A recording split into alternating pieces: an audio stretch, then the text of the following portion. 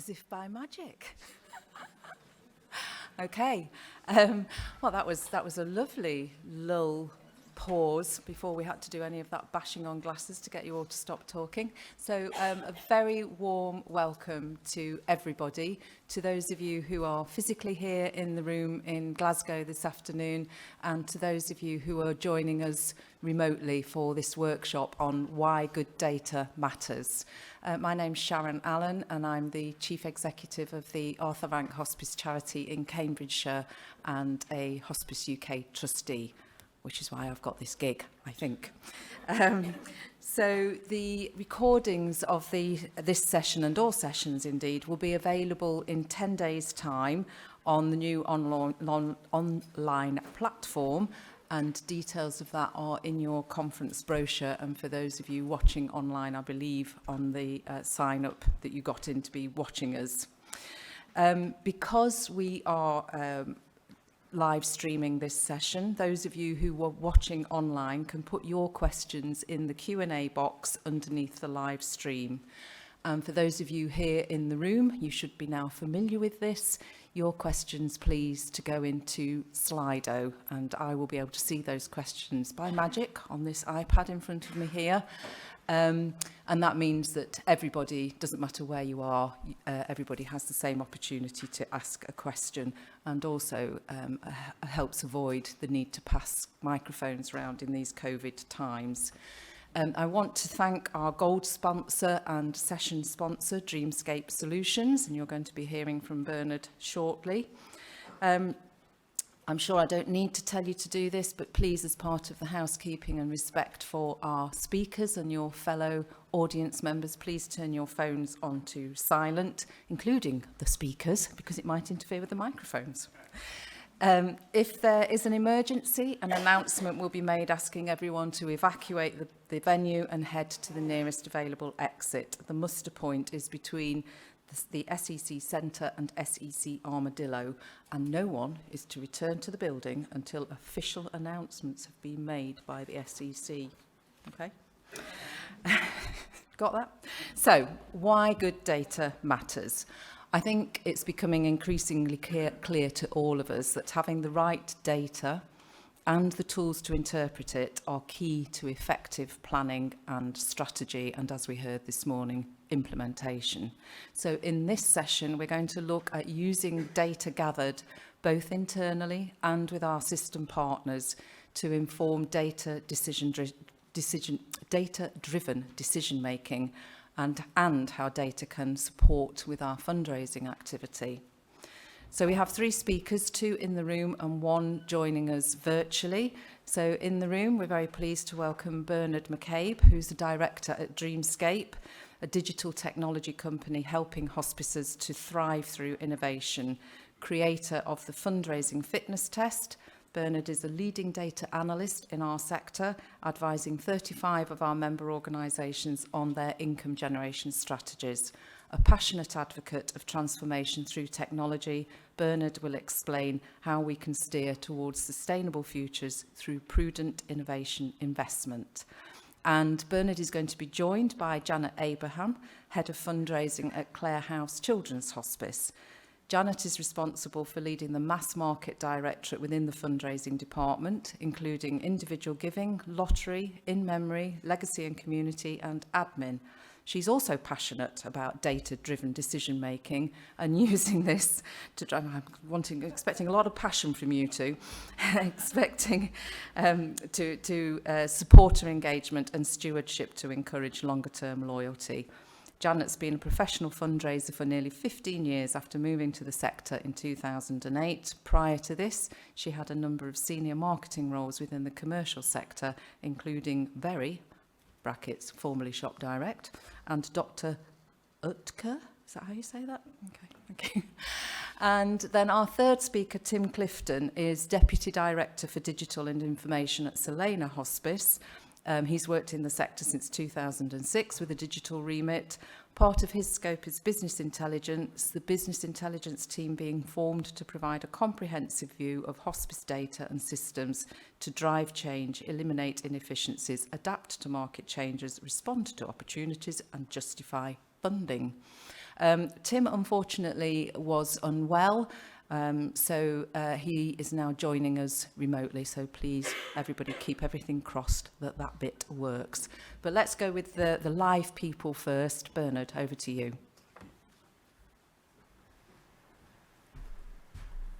Hello, good afternoon, everybody. Everybody here and those joining us remotely as well. It's true, Janet and I are passionate about data, and I'm delighted to see, and perhaps a little bit surprised, how well attending this session is.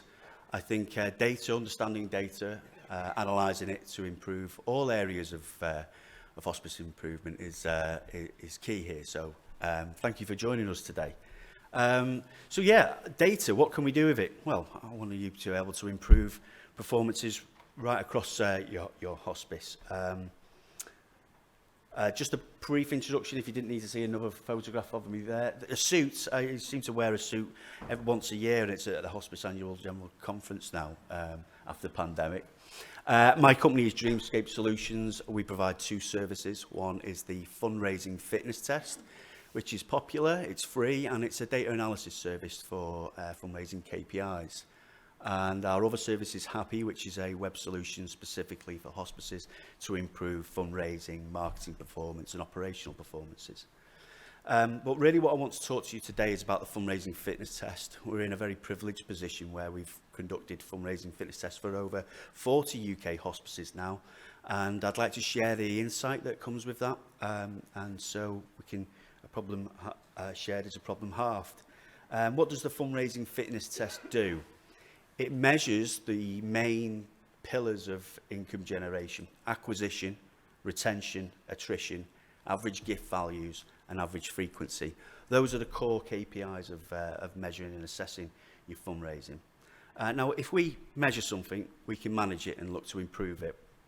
And highlighting improvements is really important, and we can see that most charities have got key areas of improvement, which is typically around retention or improving average gift values. And by measuring them, making strategic approaches to improve them, then we can continue to improve and enhance income generation across the sector. Allows you to also check on your annual progress, how you've done pre, post and during the pandemic. Measure yourself against the sector, other hospices, and also, as I've mentioned, forecast potential income improvements if you were to tackle some of these KPI deficits. And what we do is each year is produce a fundraising fitness test. Sorry. Mouse. There we go. Sorry. A hospice health report. Each year, all of the data that we've collected across the sector, we culminate that into averages for across the sector. Hospice Health Report 2023 is available from our stand at B11. Now, these are the averages for the sector since 2017. There are some peaks and troughs, but overall, these are the averages. For those in the know, you'll identify very quickly that the rate of acquisition is exactly the same as the rate of attrition. Okay? So there's basically a hole in everyone's bucket. You're working very hard to gain new donors, and the sector's specifically very good at doing so. And that really is down to the tenacious approach of a lot of your fundraisers. But in terms of retaining and keeping hold of donors, we're missing a trick here, and there's a lot of lost value that needs to be tackled, really. For example, about 2 in 10 first-time donors will continue to support hospice. That's a KPI that should be really quite abhorrent to us, and we need to look at challenging that. It's only by analysing and understanding that data that we can set a course to resolve it and to improve income generation. Average gift values are fairly healthy across the sector, although some are overly reliant on corporate and major donors, and average giving frequencies as well. But typically what we're seeing here is that there's a state of stagnation, basically a state of stagnation. In other words, for every 100 donors you're gaining, a lot of hard work goes into that, you're losing 100 through attrition. So there's a hole in your bucket, and we need to do something about that. These are the tracks of a tango, as you might call it, between acquisition and attrition. You can see that they match each other quite closely, but isn't it fascinating what happened during the pandemic? We can see a significant rise in donor acquisition. Obviously, the sector went into overdrive at that time and knew that there was had to really dig deep. But people were at home on furlough, couldn't go out and spend money apart from wine in the shop at supermarket. Had a bit more expendable cash to do and a bit more time to consider local charities that we would do. But we've seen a notable decline now. This is probably when people are looking to spend that expendable income on lifestyle, improving them, going out to restaurants all of a sudden and on holidays. And the trouble is that as we move into this, next phase, next disaster, from one disaster to another, the economic forecast, we can expect that things are going to be quite challenging moving forward. Good things that have happened, though, over the last couple of years. You're really getting quite good at recapturing donors, okay? So a donor that's lapsed, they've given to you, but then stopped for, let's say, 12 months or more. You started to do really well during the pandemic at that. That was basically about you using data. You locked your GDPR manager up in the office, taped him up, and you accessed the data and said, no, we're sending a campaign out to those people. I don't care what you say. And that's worked. The public have responded. So continue to do so. People want to be communicated with. They want to know, want to hear from you. Continue to do so. So there's growth opportunities in recapturing lapsed donors. New donor acquisition is becoming more difficult, and we need to find new and innovative and more exciting ways of getting in front of the populace. Dare I say, old money with new money. We need to be looking at how we can engage with the new generations. That's declined 8% over the last 5 years. New donor retention. Now, I mentioned before it's about 20%. Whilst there's a nice peak there after the pandemic, what you're looking at there is a relative, well, it's a shockingly low level of donors that continue to support a hospice after their first.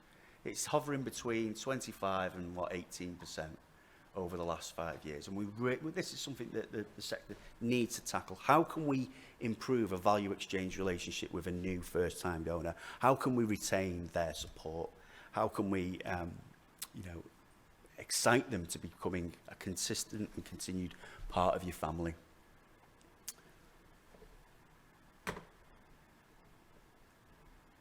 Repeat donor retention, very important, very high levels. These are your lifetime long supporters. They've probably, no doubt, accessed some of your services over the years and have had direct access to your hospice over the year. Typically, a strong part of your income, but that has reduced over the last 5 years as well. So again, that's all about communicating about, not taking repeat donors for granted. How can you continue to stimulate them? How can you continue to make them advocates of your charity? And, this guy's face, whether you like him for advice on what to save, is the doom and gloom of the financial forecast. Average gift values have declined quite a bit over the last 5 years. So that needs to be tackled as well, especially at this time when households are going to be under more financial pressure. But understanding these statistics, we can now see what we need to focus our attention on, how to steer that strategic vision. These are income levels from across the sector. So 72% of all donations that come into a hospice typically, the overwhelming majority only equates to 11% of your income. So what does that mean? That means that the overwhelming majority of your resources are processing data, emailing to the fundraising team and typing it up into the data CRM platform, whatever it might be. The majority of your resources are being tied up with processing small value, or as I call, mass volume, low value donations. Now, don't get me wrong, those small value donations are incredibly important. We need to make sure that we deliver stewardship, but it's not a very, Pareto, for example, wouldn't be too happy with those proportions. Another way of looking at it is, 87% of all donations that you process at hospice only equates to 22% of your income. So what can we do to improve that? How can we reduce the costs associated with dealing and processing mass volume donations? Understanding these KPIs and putting plans in place to strategically improve them. Year after year, it will be how a hospice can continue to steadily improve. So some notable improvements over the last 5 years. Let's look at what's been good. I mentioned before about recapturing donors. That's demonstrating a better use of data. Hospices are understanding the value of data. That's why the majority of you are here. You're utilising that data better. There's still room for improvement, but you're able to do more than you were before. Income from recaptured donors is up as well. So those people who you are recapturing, they're giving more than they had before.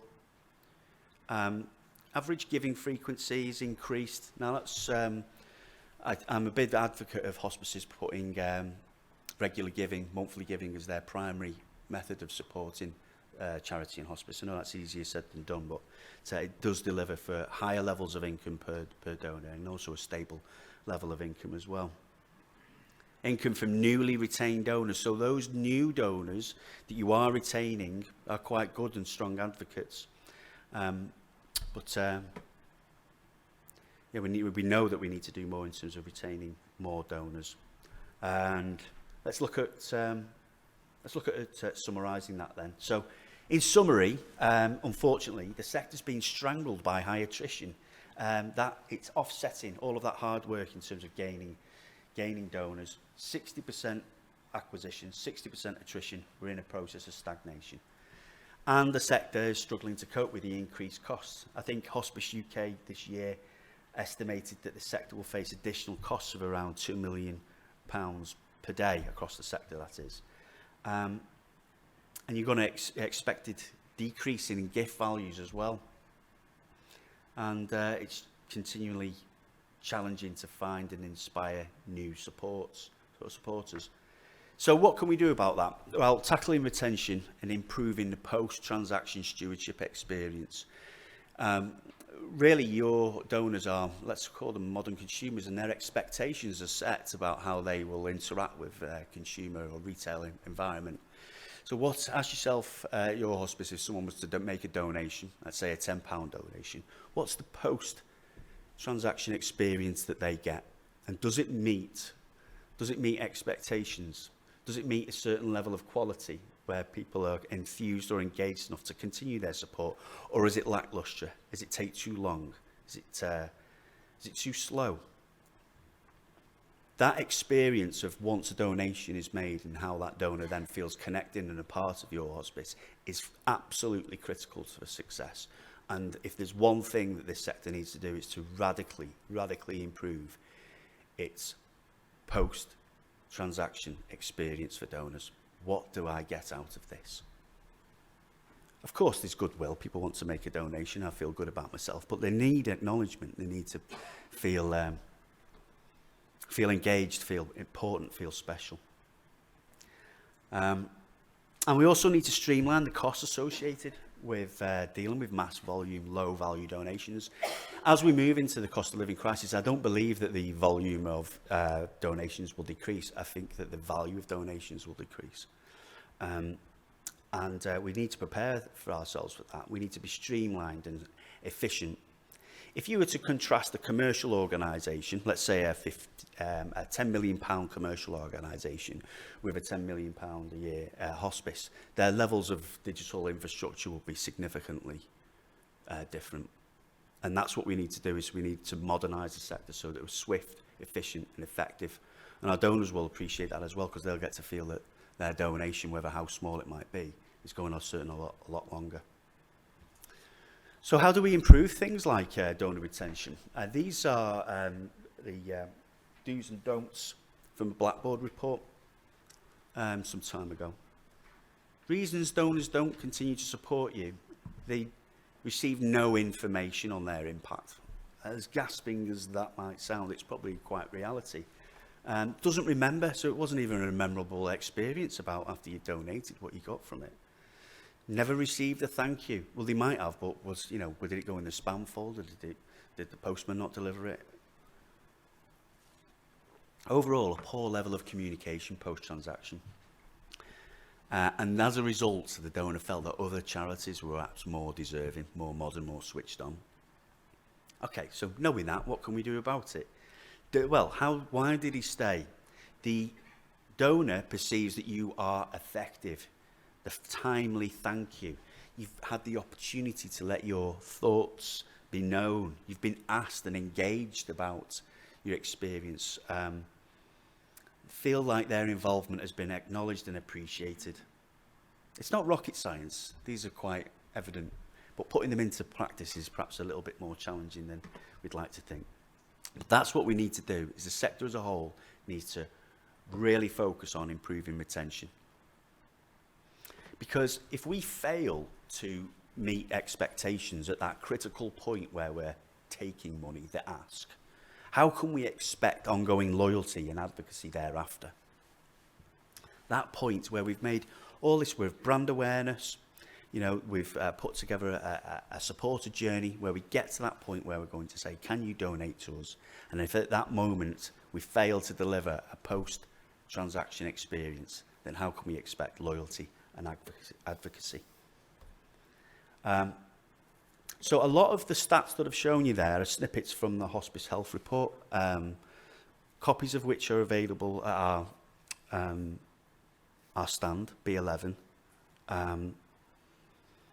It's a pleasure to produce the report for you, and I'm very grateful for the 40-odd hospices that have worked with us on that. It's been a great experience to do that. The statistics that I've talked to you so far are about the hospice sector as a whole, but each individual hospice that we've run the fundraising fitness test varies wildly. And it's at this point I'd like to hand over to Janet, who is very passionate about data analysis, understanding data, how she can improve Clare House Children's Hospice. But before I do that, I'm going to just run through. You kept it in. Now, when I sent Janet a copy of this, she said, do I have to have my photograph on there? So I sent her a joke that Sonia, if everyone ever remembers Sonia? Oh, yeah. Anyway, I think you're beautiful enough, Janet, so there we are, really. Janet is very passionate, very vocal about wanting to improve Clare's House Children's Hospice through better understanding of data. And as a result, has started the Data Insight Group, which I know quite a few of you have joined as well. So about 2 years ago, during the pandemic, Janet came to us and said, I'd like a fundraising fitness test for Clare's House. This was their overall KPIs at the time. 62% acquisition rate. Pretty good, just above standard, because remember standard's about 60%. But look at that attrition rate, 70%. So that year they were looking at about an 8% decline in donor numbers. There's nothing new in there. There's quite a normal report in that respect. Look at their retention though, 13% new donor retention.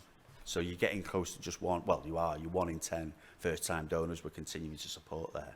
Repeat donors, pretty good, 56% of them. Well, you know, we want to be seeing that 60 to 70% there. So yeah, it was clear and evident that they were good at getting donors, weren't great at keeping hold of them. And I reported on that. This was the report that Janet received. And that year, they looked at a 7% decline in donor numbers, down 512 donors. And 16% income, over £500,000. It was all measured through the fundraising fitness test and provided to Janet in this report. So Janet said thank you. She went away for 12 months and then the phone rang. And then there she was again on the phone saying, like, Bernard, Bernard, can we do another fundraising fitness test? But this time I'd like to look at a real strong breakdown into individual area. So we looked at individual donors, community groups, business donors, in memory, people who have donated in memory first, people who've donated or supported the charity first fire events. We looked on a real close granular scale at each of these different segments and provided their fundraising fitness test report on each of those for Janet. Now, what I'm delighted to say and see is that after the 12 months of reporting that, when I ran a report for the individuals fundraising, you can see, look at the transition that Janet and her team were able to deliver. Acquisition rate has dropped, but we know that as across the sector that's happened already, but the attrition rate has changed significantly. radically even. So much so that you're now a positive, a surplus of donor numbers. So we've gone from, 13% new donor retention to nearly 40% new donor retention. And repeat donor retention, which was, I think, 57 to 68. So it's phenomenal change within a short period of time. And Claire, Janet's going to talk to us about what work she's done at Clare House to make these changes. But this, after a year of reporting on those facts, after analysing the data, getting an understanding what the data is and how it could and should be used, Janet's been able to deliver significant change. 9% increase in donor numbers, so gained back the 500 that we lost, and income up 150. That's the change that Janet was able to achieve for individuals in 1 year by saying, what's our primary focus for the next 12 months? Improving retention. That's what we need to tackle. Gaining donors, we're pretty good at that, but what we need to focus on is retention. So that's the speak in new and repeat donors, we saw that. So new donors and repeat donors both improved over that period of time. Now, without further ado then, I'm going to ask Janet to come and join us on here. Talk to us about her experience of data analysis, experience of improving those KPIs at Clare House. So yes, Janet, over to you. Thank you.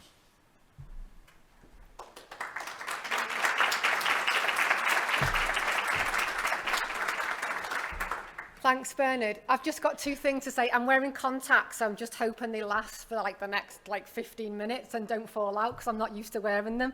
And two, I'm really, really nervous because I didn't expect this many people to be in the room because I feel like I'm kind of the exception. There's not many fundraising, income generation people here, so I didn't expect this many people. So bear with if I go off-piste or start spluttering my words or something.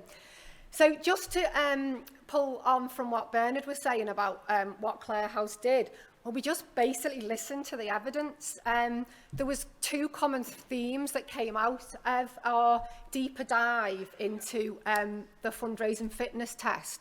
And the three common themes were, we need to review our ask values across all fundraising departments as our average donation was in decline. We needed to review our pre and post donation stewardship. We felt that some areas of fundraising got a real good experience, while some it was awful. So it was like feast or famine for some of our areas. And finally, we needed to look at implementing a lapsed donor reactivation programme.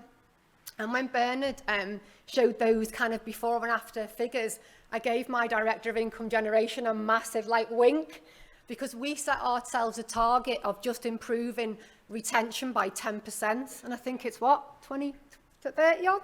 So, yeah. So how did we do that? I'm a massive fan of Dave Brailsford and marginal gains. So it was just little tiny things we started doing as a and it's not me that's done this, by the way. There's a team of 20 fundraisers back at Clare House.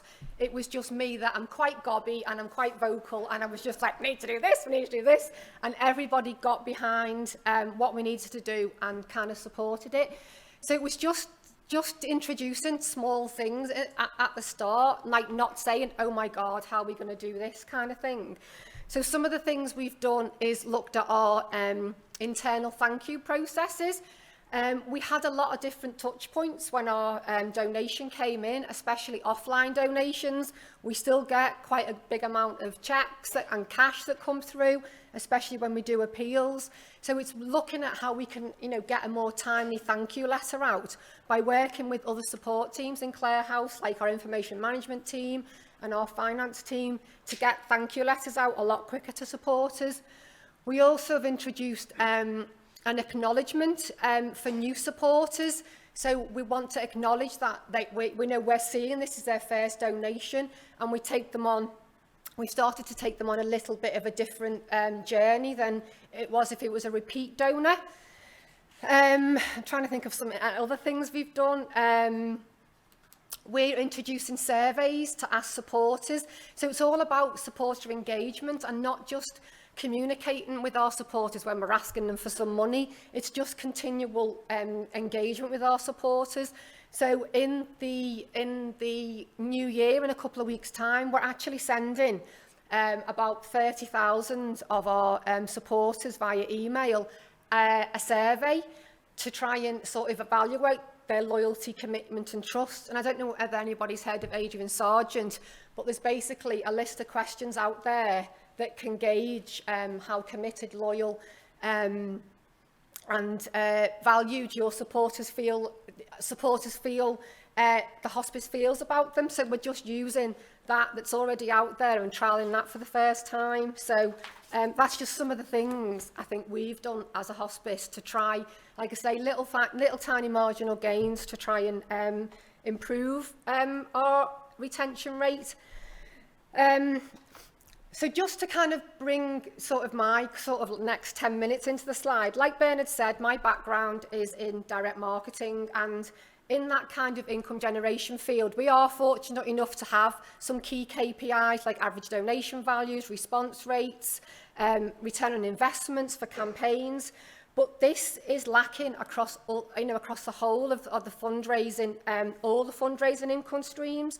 And I feel that as a representative of income generation and fundraising here, I feel that data-driven decision making is not kind of the norm in fundraising.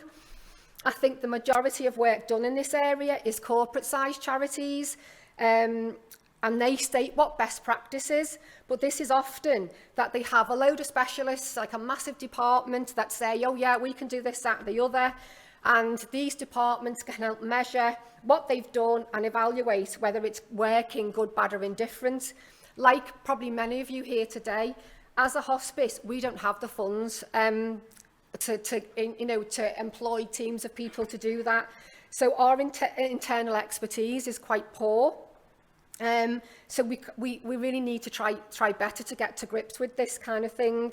And like I say, passion's been used quite a few times here. I just feel dead passionate about trying to resolve this issue as a sector, because I feel like fundraising, income generation, we don't work as collaboratively as my colleagues in care do. And so I just feel like I've got to get that message out there to people that please, go back to your fundraising teams and, let's just try and solve some of these problems more collaboratively. Oh, wrong way.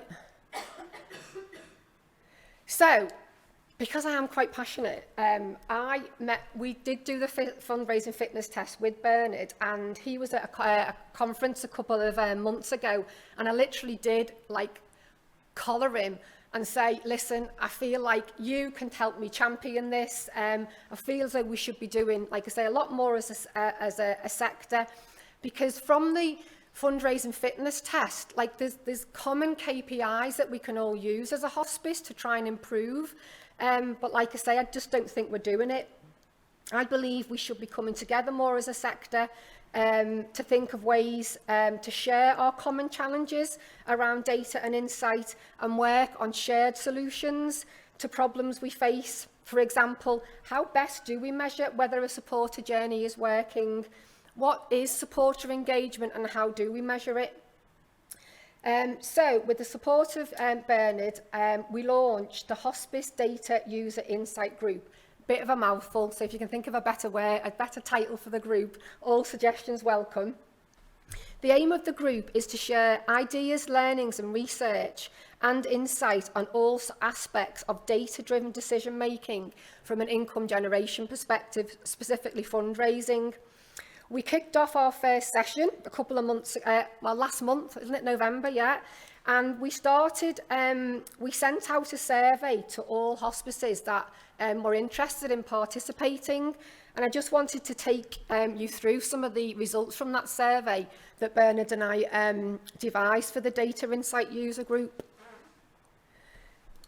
So the first pie chart is about confidence in current levels of data analysis. Only 15% of respondents said they felt confident in their current levels of data analysis.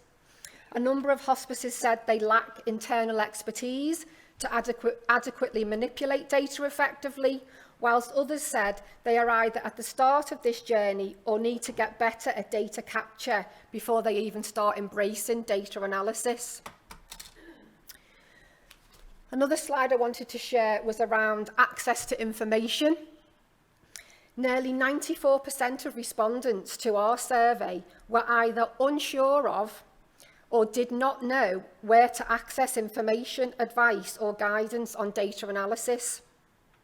More detailed responses here highlighted that Excel spreadsheets are used by a number of hospices to help with analysis, and that the majority of this work is performed in-house.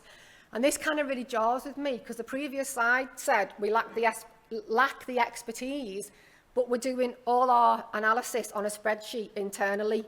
It doesn't match what we're saying. So there was a couple of questions in our survey based around data and analysis, and then we moved on to kind of stewardship, because this feels like a really hard thing to measure and get our head around. So we asked a question around stewardship processes and touch points. Only 15% of respondents said they have stewardship processes in place across most of their supporter touch points. So nearly 54% said they didn't, and just over a third were unsure. So if someone's unsure, it kind of, for me, tells me that they kind of don't have a process for all the supporter touch points. More detailed answers here indicated that they'd started work in this area, but either overcomplicated it or put it on the back burner as more pressing issues warranted a fundraiser's time. Others did say, however, that there were some stewardship processes in some aspects of their fundraising, like major donor stewardship or trust stewardship. And from my perspective, I think that's because they are easier to manage because they're a lot lower volume in these particular sectors, segments, and it's very relationship driven. So it's easier to put a stewardship program in place for these supporter types. And then the next slide was around measurement of performance. In this slide, we wanted to share responses around measuring performance in the areas of stewardship and engagement. As you can see from the pie chart, none of our responders said they were actually measuring it. And this was quite a shocking statistic for me, because I think we're saying one thing, but can't actually prove whether we're doing good, bad or indifferent. So that was a kind of real revelation for me when we saw the responses to the survey. And then the final slide I wanted to share with you was around understanding what a donor journey looks like. Over a third of respondents said they have a clear understanding of what a donor journey looks like. On one hand, this is really promising, but worryingly, as the previous slide suggested, if we say we have a donor journey in place, but we've got no idea how to measure whether it's actually effective or not. So this was, like I say, this was research that Bernard and I gathered from our data user insight group. If any of you want to go back to your teams and encourage people to fill in the survey, it's a live survey, so our results are going to update all the time. The Hospice UK Income Generation Bulletin have just promoted the survey, so I think that went out in last week's bulletin. So please refer that to your income generation teams if they want to fill in the survey.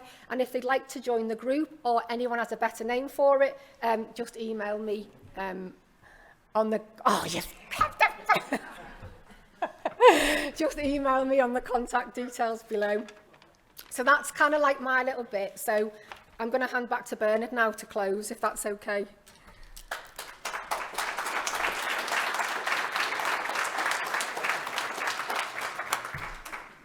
Thank you, Janet. That's great.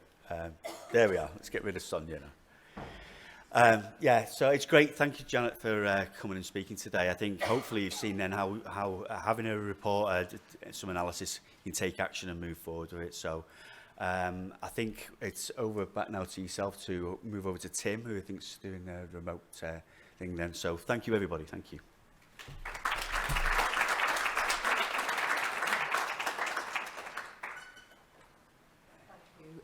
Bernard and Sonia, Janet. I think the passion absolutely came through there. So I am hoping that imminently something magic. Yes, hooray. Hello, Tim. Hello. Excellent. You can hear us. We can hear I you. can hear you. Yeah. Let me just start sharing my screen to see if you can to get that. Okay. Is that visible to you? Yes, it is. Perfect. I'd just like to say before I start, I was hoping to be there in person today, but unfortunately my central nervous system has not allowed me to be there, and I didn't want to be patient zero and ruin everyone's conference for them, but I still did want to deliver the presentation today. My presentation is slightly differently structured to Bernard's and Janet's. In that I want to tell the story of St Helena and data, where we started, where we are now, and where we're going. Just before I fully begin as well, I've got a couple of slides in the presentation that are screenshots of dashboards. I'm unsure how much detail you'll be able to see, but these are there just to give you a general idea of the visuals, and I'm happy to run people through the dashboards at a separate time if that would be of interest. And also, if there are any acronyms that I use that need expanding on, because I do use a lot of acronyms, please let me know at the end of the presentation. Okay, so initially, I want to tell you a little bit about St Helena to give some context and to show how we compare in size and scope to your organisations. We cover the region of North East Essex. Facilities-wise, we have 3 main sites plus 20 retail outlets. Last year, it cost £18 million to run St Helena. We currently employ around 340 staff, along with 720 volunteers. Around 500 of those volunteers are in the retail teams.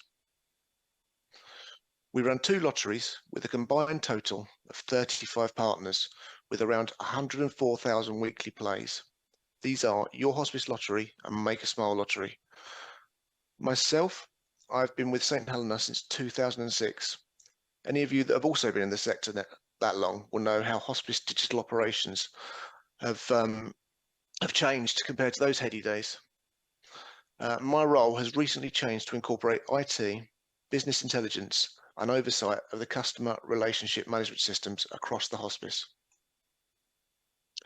This is one of those slides I was mentioning. I have no idea what it looks like, but hopefully you'll get an idea just of the visuals that you can see. In 2012, we took advantage of some external funding, and we moved over to a spine-connected electronic patient record system, System 1. Our stakeholders' initial reporting requirements at that time were fairly high level, and these took the form of a single-page Word document. Once System 1 was in place, however, requests started to come in thick and fast, and we quickly got to the point in 2014 where additional reporting resource was required. We employed an IT information manager who moved our reporting into Excel. More requests for data and new ways of managing it were still coming through to us. In 2015, we began a short-lived partnership with a company specialising in dashboarding for healthcare organisations. This company is still doing big business with lots of healthcare providers, but the issue we experienced was that they did not understand our data and misrepresented it in the dashboards they produced. There is obviously a symbiotic relationship between source data and the reporting aspects, so we took the decision to build the dashboard ourselves, as we knew how best to interpret our own data. Our information manager taught herself how to build a data warehouse in SQL Server, how to transfer the strategic reporting extract from System 1 into the warehouse as part of the ETL process, SharePoint 365, and Power Query. Utilizing all of these skills, she built a set of clinical dashboards, an example of which can be seen here. These are now in heavy use across the organization, providing high-level self-serve data for those that need it. We have also replicated these dashboards for another hospice and continue to manage this service for them. Since the initial implementation of the clinical dashboards, there have been 4 distinct iterations to reflect service redesign and data requirements. We're about to commence work on a 5th iteration as we begin to move the dashboards into Power BI. In 2011, St Helena created a lottery consortium to run the lottery services for other interested hospices and centralise the administrative aspects. Our first partner, coincidentally, in this endeavour was Arthur Rank Hospice. Reporting at that time was produced in Excel, PowerPoint and Word. With an increasing number of partners, we migrated to the DonorFlex platform in 2014. And although this allowed for improved reporting, we were still limited as to what the platform was able to produce.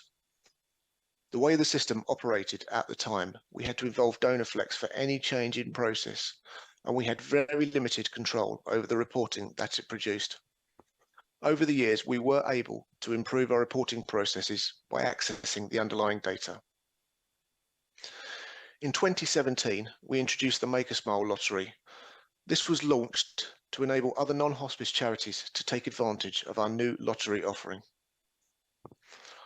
In 2021, we moved to a new web-based lottery CRM platform.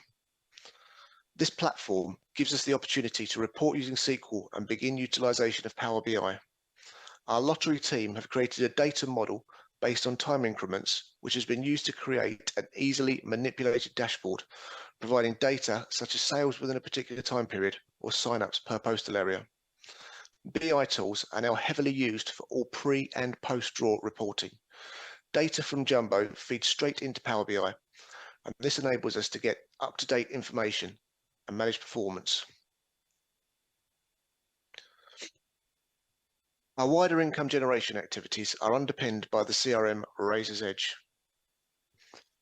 A few years ago, we migrated from the on-premise version to RE NXT in order to take advantage of the NXT cloud functionality, such as direct data transfers from our website and AI-powered donor scoring software, which is written directly back into RE NXT. NXT allows for dashboards to be created directly within the application, and these are utilised by our fundraisers primarily for individual appeals. Outside of this, we are not currently producing any dashboards for this area. Static analytical reports for subjects such as campaign evaluation are produced on demand and represented using the visualization facilities within Excel. All of the reporting and dashboarding work I have described earlier is being performed within each department and often is only part of one or more persons' roles. In order to centralise our BI resources within the hospice, combat siloed working practices and provide a comprehensive view of our data, we created a proposal for the senior management team, which they in turn approved. This proposal not only looked at centralising BI resource, but also centralisation of management of CRM systems in use across the hospice. The CRM systems form an important part of the equation given the data they hold. To provide good quality dashboards, we need good quality data. This centralised view of data will allow us to drive change, eliminate inefficiencies, adapt to market changes, respond to opportunities, and justify our funding.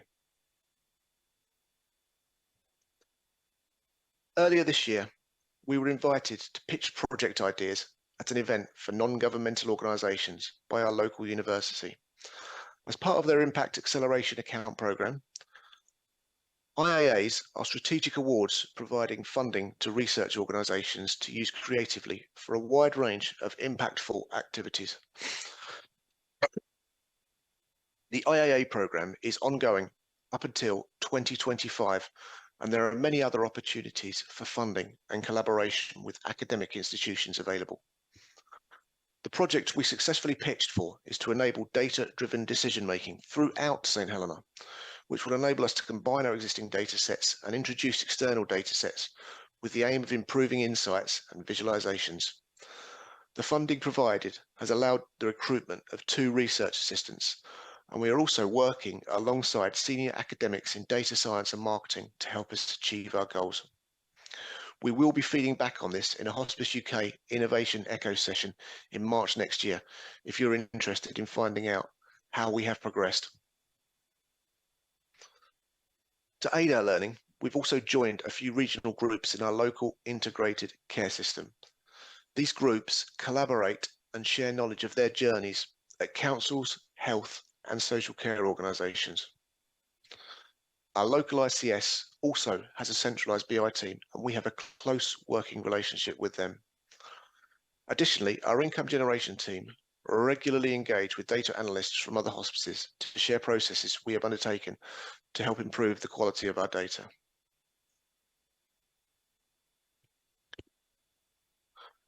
In 2013, St Helena was commissioned to provide an EPACS to cover the population of North East Essex. The My Care Choices Register has been in place since that time and is widely utilised across our local health and care system. We have extended the MCCR to include patients with longer-term frailty and dementia conditions. We provide data extracts from the MCCR to our ICS BI team, who incorporate these into a Power BI dashboard showing end-of-life data for the whole of North East Essex. This also includes the results of our ongoing patient feedback surveys and is widely used across the region for multiple purposes, including commissioning. At the same time we are consolidating our BI resources across St Helena, we have embarked on an automation project. We are using robotic process automation, known as RPA, to manage software robots that emulate humans interacting with digital systems. These bots will be used to automate certain tasks, such as moving data between systems, and one of the ways we are looking to leverage this technology is to minimise manual processes required for the BI initiative. Whilst our initial efforts are focused on clinical and fundraising data, we plan to incorporate all areas of the hospice into a centralised set of dashboards, linking these where appropriate. This will include financial, people, quality, and other areas. We plan for these dashboards to become a central tool that is constantly utilised to self-serve all data viewing and consumption across St Helena. Currently, we link with external data sets to provide context to our own data. One example of this is ONS data relating to deprivation and population. There is a lot of publicly available data out there, and we will begin to use more and more of it as we progress. Once we have our own needs covered, we'll be looking at offering these services to other hospices who don't have their own dedicated BI teams. We plan for this to be a great opportunity for collaboration and to evidence the growing need for shared knowledge resources across the hospice sector. It's worth knowing that dashboards using Power BI can be directly embedded within websites, constantly refreshing from the source. This would make any data that you wanted to share publicly available for organisations or individuals that would benefit from this with minimal upkeep. Looking towards the horizon, we have advances in AI and synthetic data coming. These can be used to predict certain models. In the next few years, these are likely to have a major impact on how we generate and consume data. Thank you very much for listening, and I will now hand over back to our host.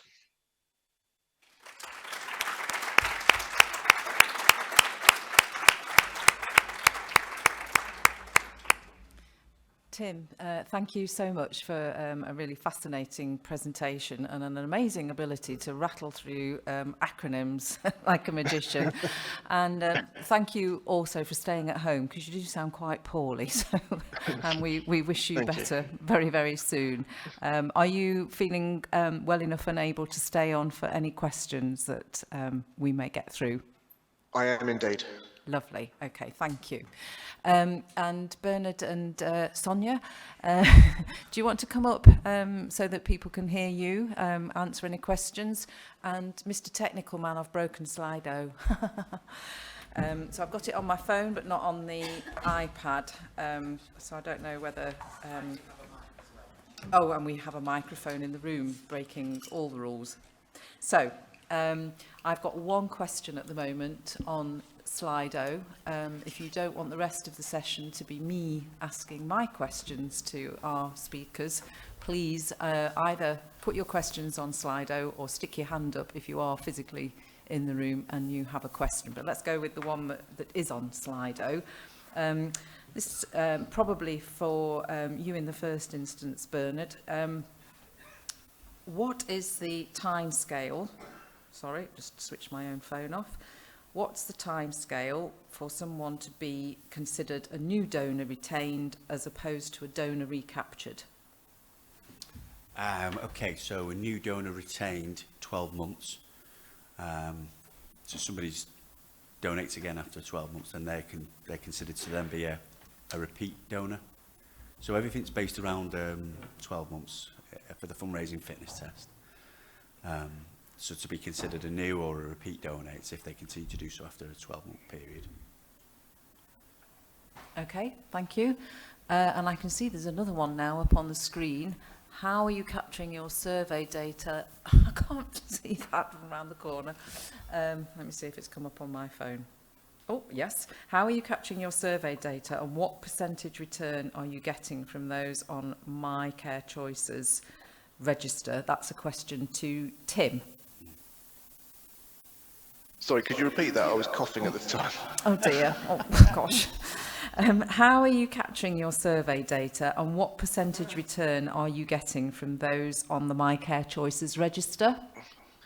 Okay, so we made changes recently to the My Care Choices register, and we have, every time someone is added on to the MCCR with a status of green, we have someone from the hospice calling them up to ask them if they'd be happy to answer a survey question.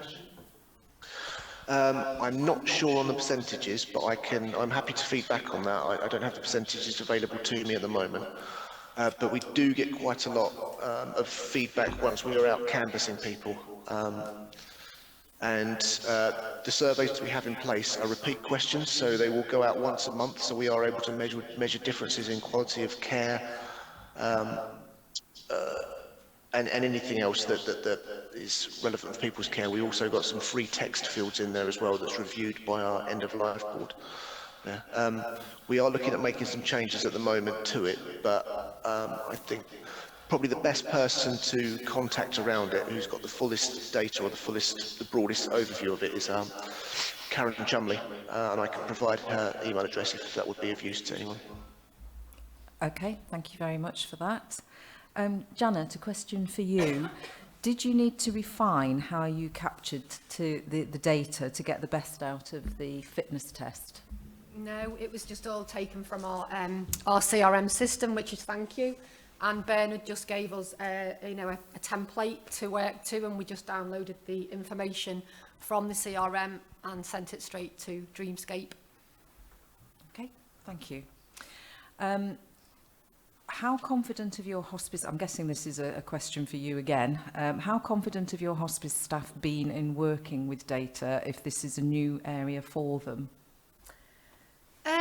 I think some teams embrace it more than others. Like I say, in individual giving, it's easier to sort of evidence the results that you do, and it's very much a test and learn from an individual giving perspective.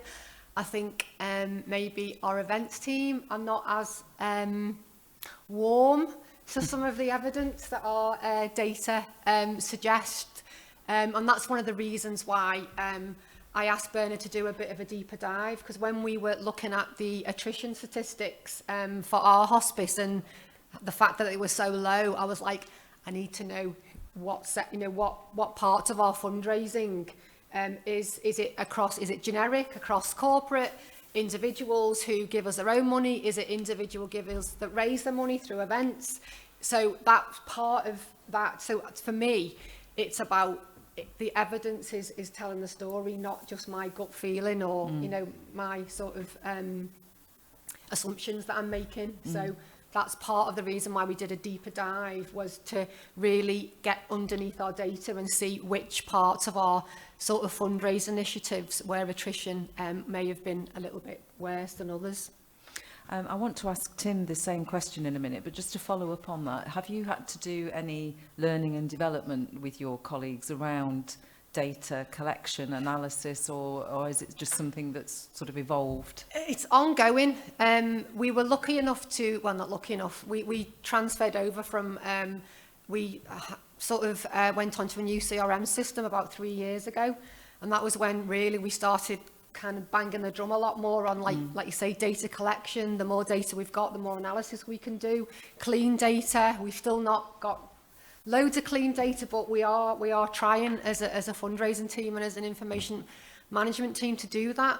I think for me, it's more about what are we looking for? What does success look like? And I feel like the 5 KPIs that we're using from the fundraising fitness test, which I feel that we can all galvanise behind as a sector, for me, that's where we need to start. And it's we haven't got the expertise in-house to do it, but luckily there's people, like not just Bernard, but organisations like Dreamscapes that can help us do that kind of analysis. Yeah. So, Yeah. So that investment is where you're getting Yeah. the... Yeah, okay. Yeah. Tim, do you have any thoughts on this question about the confidence of colleagues? Yeah, I mean, my thoughts are it's just a message that you need to reinforce across the whole organisation about getting that good data into systems so you can use it to feed those systems. Without the good data going in, you can't report or analyse those. For us, it's more mature in some areas than it is others. Our clinical dashboards have been around for a while, and we've got some great clinical dashboards, some great examples of clinical dashboards. Other areas are falling behind a bit, but now that we've looked to centralise this, we want to be sending out a central message, no matter the department, no matter the area, that the data you collect, the data you're inputting is what we're going to be able to use to evidence what we're doing and help us to make decisions going forward. And to get that, we do need to be clear, we do need to be concise, and we do need as much of it as possible. So I guess my answer is, or my takeaway from that is, it's a learning process and something we do really have to enforce on all of our... I've got an IT background, so I would say our end users, but I mean, all of our staff across the hospice. Okay, we'll forgive you that lapse of language apologise. there. That's fine. Janet, a kind of follow-on question for you, I think. How did you approach involving your team in developing the skills to interrogate and respond to the data to make improvements? I don't think we necessarily have, to be honest.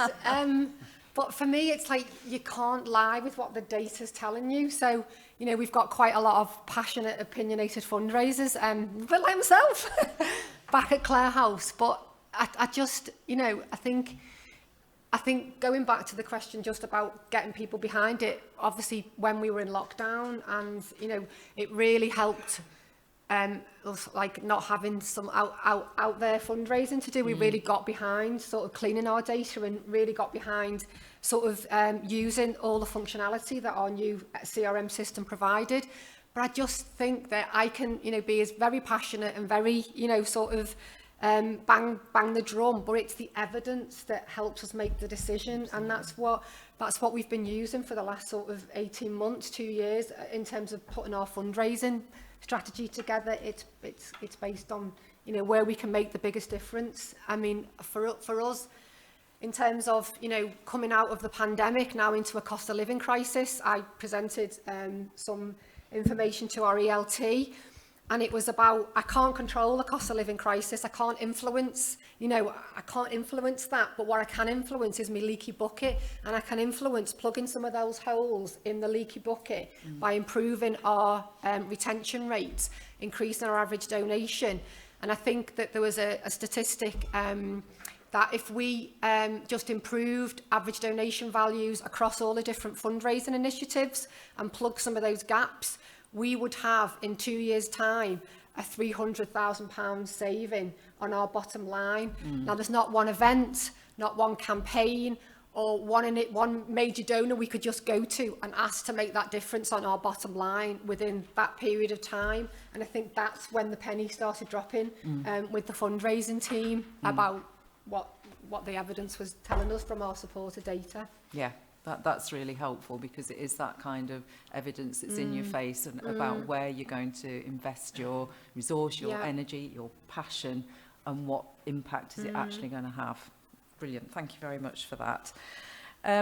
So all of you, what would you say are the key differences around what we have to do to retain major donors versus low value donors? I don't really like that term, but I'm sure we all know what the questioner means. Should I go first? Yeah, go for it.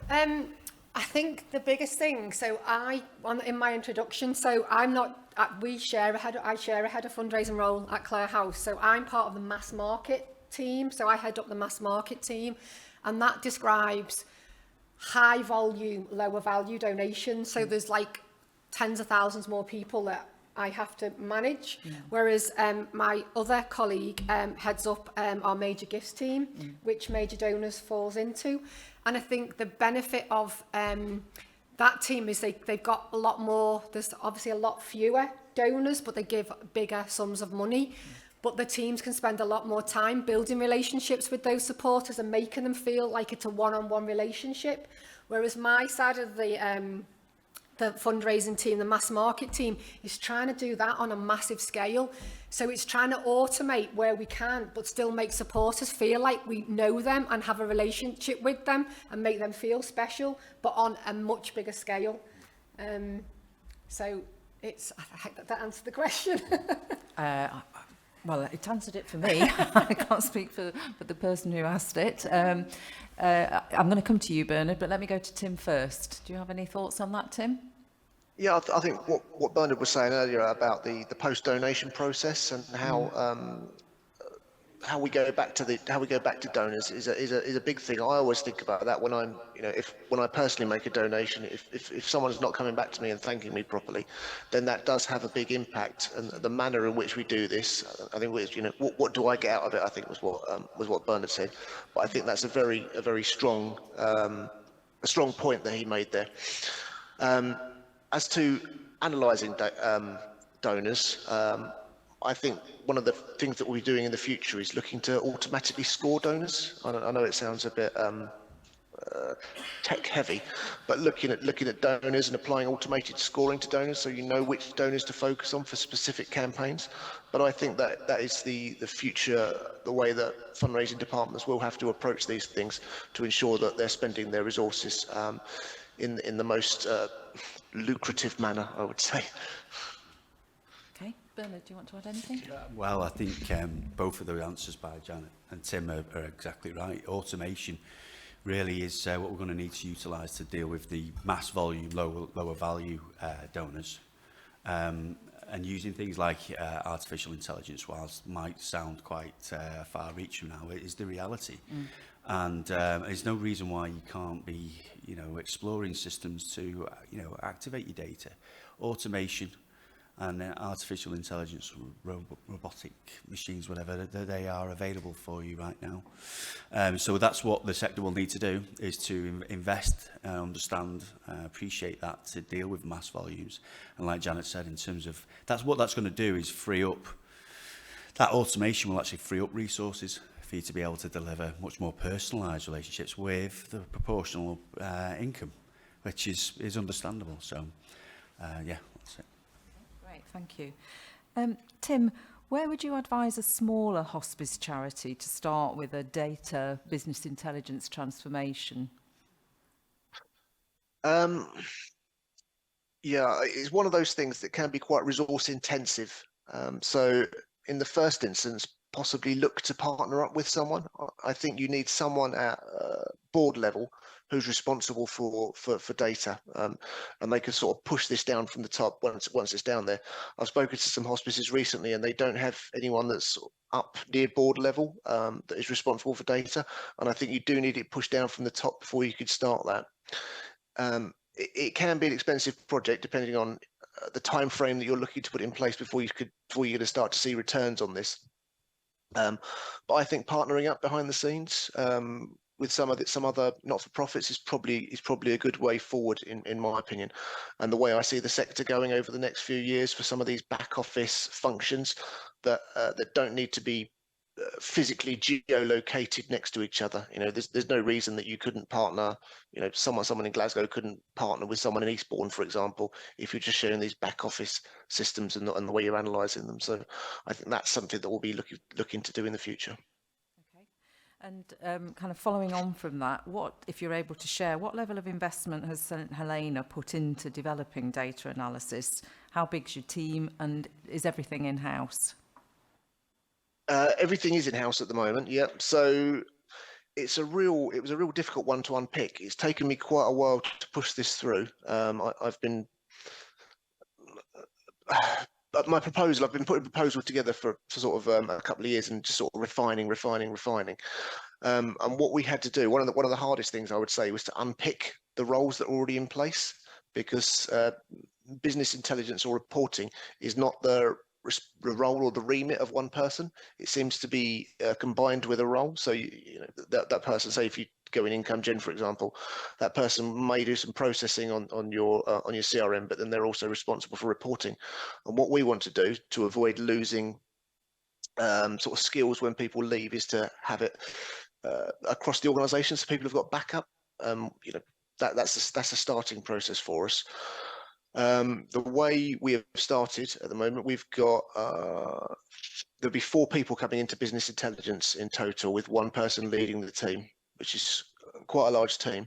But we are looking to, like I say, maximise that, make it resilient under an underlying resilience, and then start to really expand what we're doing with that. You know, we want to be a nationwide exemplar, I guess, for what you can do with BI. And we've also partnered up with, as I said in the presentation, we've also partnered up with our local university, and we're looking to you know, draw on the skills they have to help us with this. We've got professors in marketing and data management that are helping us with some of these processes. So we're looking to come on very quickly, and happy to join up with other organisations to talk about this as well. You know, it's not something that we really want to do, you know, just on our own. You know, hospices are essentially non-compete, so we're very happy to talk to other hospices about the process, and you know, and commit and join to learning with other hospices as well. Insight group that might be of interest if you're not already a member of it. Okay, thank you for that. What do you see as the benefits of the data visualization and collaboration for your patient services and income generation? I think this is again for you, please, Tim. And maybe, I don't know whether you've got something to comment. No. Over to you then, Tim. Yeah, our dashboard visualization has proved very popular. So we'll have quarterly meetings, and rather than people just bringing, you know, people just talking in there, the focus of these meetings always seems to start on the dashboards. People are using the dashboards to report back on that. They're slicing and dicing the figures accordingly. That, you know, they can show segments of what their care work, you know, what their staff are doing, what segment of their staff's doing it, what type of patients have been seen, what our occupancy has been in the inpatient unit, and the visualizations have really gone down well. We've had them in place for, I think it's about 6 years now. And like I say, we don't produce, in the majority, we don't produce static reports for people. If anyone needs figures, this is where they go. They know to go to the dashboards before, in the first instance, because the information is always there, ready for them to self-serve.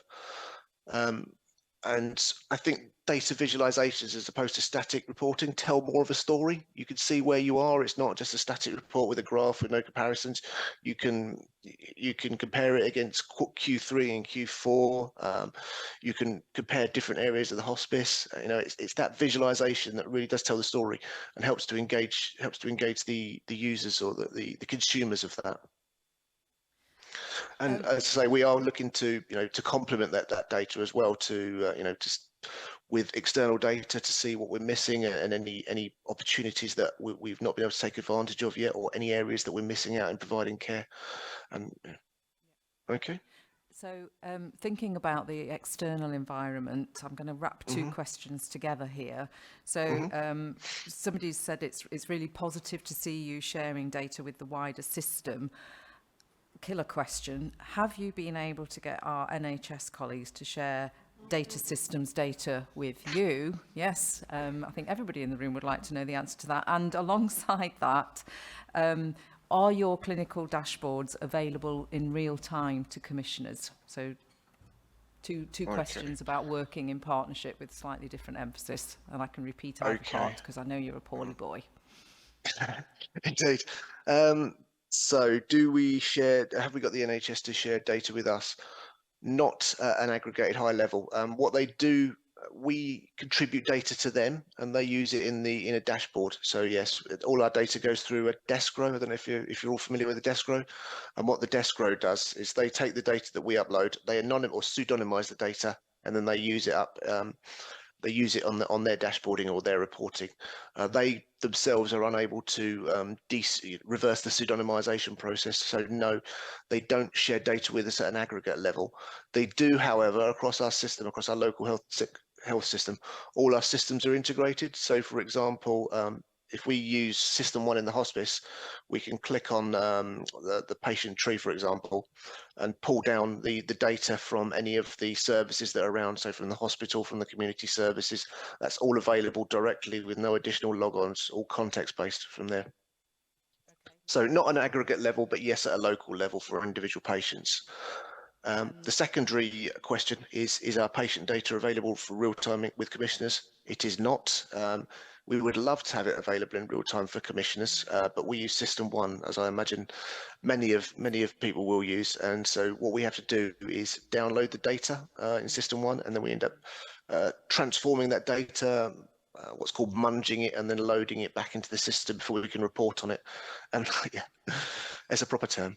Yeah. But yeah, that doesn't, unfortunately, that doesn't allow us to report in real time. So we tend to update roughly on a weekly basis. Yeah. Okay. I'm just going to do a quick poll in the room, if I may. Does anybody here get data back from their NHS partners? Ooh, hello. Could you just say who you are and where you're from? I'm Steve Curry. I'm from North West London, and I'm hired in Hospice. And because of the work, and because of the work we're doing at systems level, we have access to data at both our place-based, but because of the work we're doing at a North West London level as well, an ICS level, we get data at that level as well. So we see the data that the NHS partners see at an aggregate and a systems level. And what difference is that making to your operations, your practice? Quite significantly. So in terms of, we can see in the system where systems are not working, we can identify gaps in the systems, and we can put business cases into the system to actually fill those gaps. Great. Well, let's all have a look at North West London and see if we can persuade our local systems to do the same. I don't have any other questions on Slido. We've got a couple of minutes left. Does anybody in the room have any further questions for our panellists, or shall we let Tim go and get a Lemsip? No? I've just got one, if I may, which is about the survey. What numbers have you had back thus far?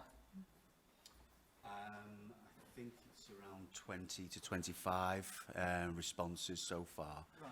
It did go out the other, I think it was last Friday on the IGB bulletin. So yeah, the more them that can feed into that, the better. Yeah, so colleagues, if we can encourage our teams, if you haven't already, to complete the survey. Obviously, the more of us that do that, the richer the data and the analysis that we will have. And your challenge, as I bring this to a conclusion and ask you please now to make your way back to the Lomond Auditorium for the final session of the day, is to think of a snappier title for Sonia. Okay, thank you all very much. Thank you to our speakers. Thank you.